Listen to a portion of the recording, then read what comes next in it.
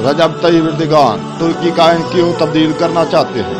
1917 में सल्तनत उस्मानिया के इख्तिताम के बाद मुस्तफा कमाल पाशा दोबारा फौज को मुनज़्ज़म करके काबिल कुफ्तों के सामने आ खड़ा हुआ, जिस वजह से काबिल कुफ्तों को काफी शिकस्तों का सामना करना पड़ा, जिसकी बदौलत मौजूदा तुर्की आज़ाद सल्तनत के रूप में सामने आया।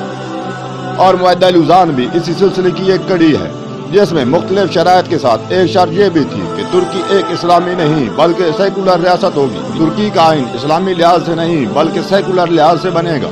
मुस्तफा कमाल पाशा, जिसे अतातुर्क भी कहा जाता है, यानी तुर्कों का बाप, खुद एक सेकुलर सोच का हामी था। सल्तनत उस्मानिया के खात्मे की तहरीकों में भी शामिल रहा था। इसे इन शराइत पर कोई इतराज न था, इसलिए उसने मुअद्दा लुज़ान में यह शराइत बखुशी कबूल कर ली। अब जबकि सदर रजब तय्यब एर्दोगान एक मजहबी सोच के आदमी हैं और वो तुर्की को मजहबी बुनियादों पर चलाना चाहते हैं, इसलिए वो पिछले कुछ अरसे से तुर्की के आइन को तब्दील करने की बातें कर रहे हैं। सदर रजब तय्यब एर्दोगान को मजहबी सोच की वजह से यूरोप में बहुत ज्यादा तनकीद का सामना भी है।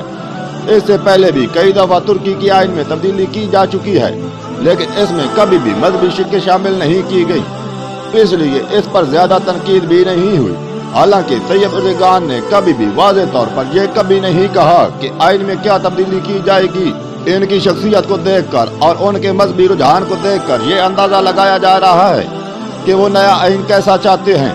इसके साथ ही 2023 में मुअद्दा लुज़ान के भी 100 साल पूरे हो रहे हैं। इस बारे में भी काफी चहमगोइयां हो रही है।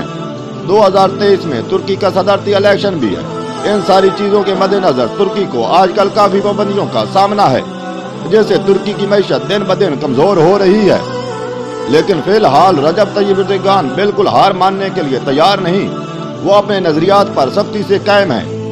मेरी बतौर मुसलमान दुआएं रजब तय्यब एर्दोगान के साथ है। अल्लाह पाक इनको कामयाब व कामरान करे और अल्लाह पाक इनको हिदायत याफ्ता लोगों में रखे। आमीन वस्सलाम।